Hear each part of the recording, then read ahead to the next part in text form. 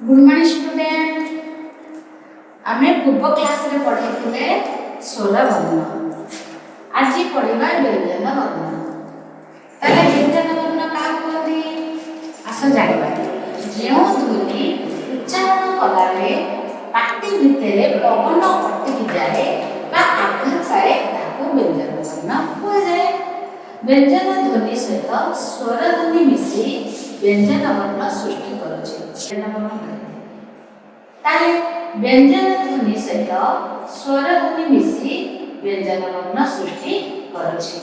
जेपरि क प्लस अ ख प्लस अ ख। व्यंजन वर्णर संख्या केतेटा ना 36 टा। कोन कोन ओ ठारू ल। व्यंजन वर्ण सेंति दुई भागे विभक्त करा जायछि।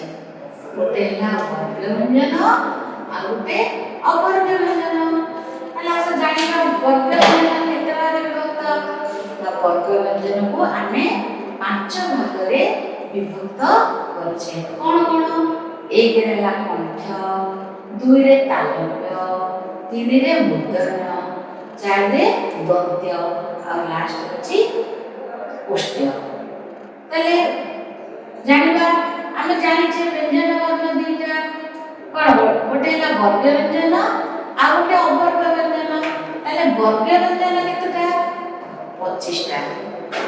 तले अवर्ग व्यंजन होछि 11 टा। ओके तले आमे स्वर वर्ण जानिले व्यंजन वर्ण जानिले।